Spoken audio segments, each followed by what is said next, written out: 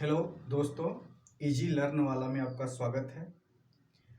तो हम basic concept की बात कर रहे थे, तो आज वही बेसिक कंसेप्ट और भी आगे चलेगा, कंटिन्यू रहेगा। तो आज हम बात करेंगे संविधान के वर्णन के बारे में।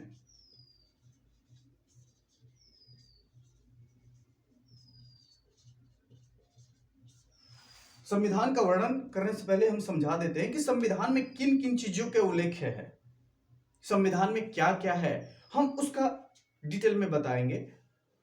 तो ये देख लेते हैं कि संविधान में कौन सा हिस्सा दर्शन है, कौन सा हिस्सा सरकार के गठन के बारे में है और विविध क्या है। तो इसको हम 3 भागों में बांट लेते हैं, ठीक है। दर्शन, संविधान में दर्शन 1/3 हिस्सा है। 1/3 हिस्सा दर्शन के बारे में संविधान में उल्लेख है। तो दर्शन में कौन कौन से आते हैं? प्रस्तावना, राज्य के नीति निर्देशक तत्व, मौलिक कर्तव्य और मूल अधिकार। ये 4 भारतीय संविधान के दर्शन है। इसी आधार पर भारत का दर्शन चलता है। तो ये दर्शन भारत का दर्शन है, भारतीय संविधान का दर्शन है, उसी आधार पर भारत चलता है। तो देख लेते हैं। तो प्रस्तावना है, प्रस्तावना फंडामेंटल राइट, जिसको मौलिक अधिकार कहते हैं।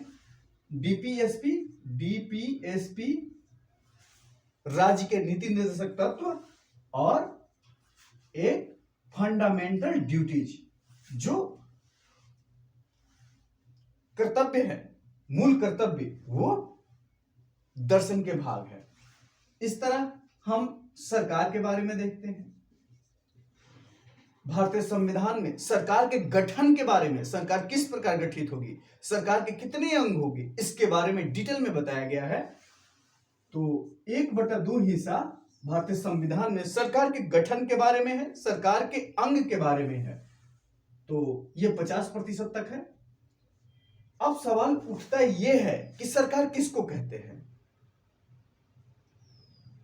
तो उसके बारे में जानते हैं। सरकार जो संस्था शासन को चलाती है वह सरकार है, ठीक है। सरकार उसे कहेंगे जो संस्था शासन को चलाती है वह सरकार है। जो संस्था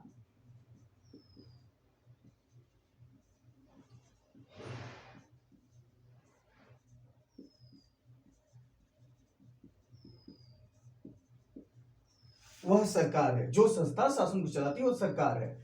और विविध, विविध का मतलब हम मान लेंगे 15 से 20%। 15 से 20% संविधान में विविध है। विविध में आ जाता है नागरिकता, नागरिकता, निर्वाचन, केंद्र राज्य संबंध, ये चीजें विविध में आ जाएगी। तो दर्शन 1/3 है भारतीय संविधान में। सरकार के गठन के बारे में 1/2 है, 50%, और 15 से 20% तक विविध है। कुछ चीजें और आगे बढ़ते हैं और ये समझने का कोशिश करते हैं कि सरकार के कितने अंग हैं और ये अंग कैसे काम करते हैं। तो देखते हैं। सरकार के आप जानते हैं कि 3 अंग होते हैं: विधायिका, विधायिका, कार्यपालिका और न्यायपालिका। विधायिका, कार्यपालिका और न्यायपालिका, इन तीनों का क्या काम होता है? विधायिका जो कानून को बनाती है, संसद में कानून बनाती है। कार्यपालिका जो बने हुए कानून को लागू करती है। और न्यायपालिका विवादों का निपटारा करती है। तो क्या करती है? विधायिका जो कानून बनाती है, जो कानून बनाती है, ठीक है, जो कानून बनाती है, ठीक है। कार्यपालिका जो कानून लागू करती है।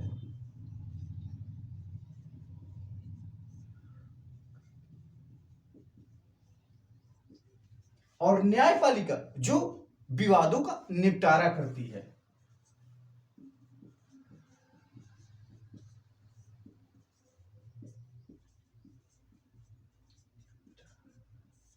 विवादों का निपटारा करती है।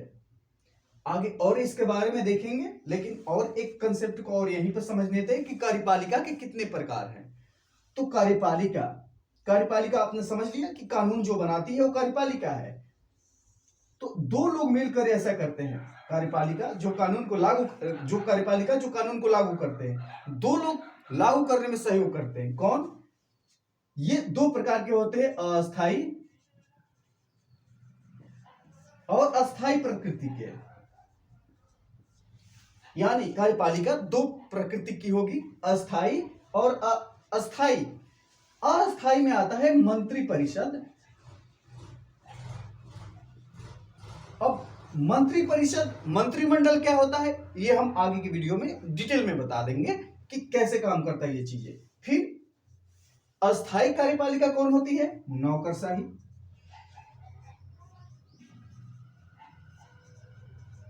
नौकरशाही ये चीजें है।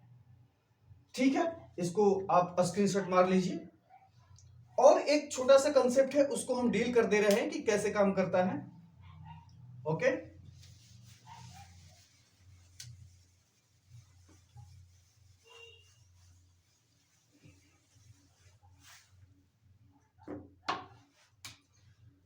हम देखते हैं कि संविधान एक पुस्तक है, उसके कई भाग है, कई अनुच्छेद है, और अनुच्छेद के अंदर भी अनुच्छेद है। तो उसको हम एक डायग्राम के रूप में समझ लेते हैं। जो आप आगे पढ़ेंगे तो चीजें दिखेगी तो आपको समझ में आता जाएगा। क्या है संविधान? ठीक है, संविधान के कई भाग हैं, भाग में कई अध्याय हैं,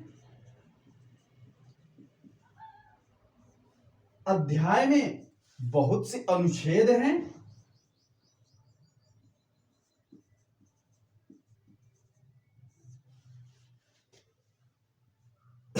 सॉरी, अनुच्छेद है। अनुच्छेद के बाद परंतुक जिसको कहते हैं, परंतुक जिसको अंग्रेजी में क्लॉज कहते हैं, CLAUSE, क्लॉज कहते हैं। उदाहरण स्वरूप ऐसे देख लेते हैं, 19 आर्टिकल 19 है, 19 का 1 लिखते हैं, इसको परंतुक कहते हैं। परंतु के बाद उपपरंतुक आते हैं, इसको सब क्लॉज कहते हैं। सब क्लॉज, इसको उदाहरण स्वरूप ऐसे समझते हैं, 19(1)(a), इसको हम उपपरंतु कहते हैं। तो इन कंसेप्ट को आप बेहतरीन से समझ लेंगे तो जहां भी संविधान में कहीं भी लिखा रहेगा, क्या लिखा रहेगा, आप उसको डिटेल में समझ पाएंगे, कोई दिक्कत नहीं आएगी।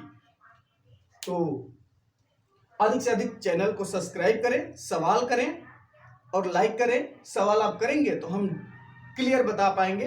अगर आपको जरूरत पड़ती है फोन से बात करने का तो मैं मोबाइल नंबर कमेंट बॉक्स में डाल दूंगा, आप बात कर सकते हैं। आपको कैसा लगा मेरा प्रयास, इस बारे में हमें बताएं, कमेंट करें। Thank you.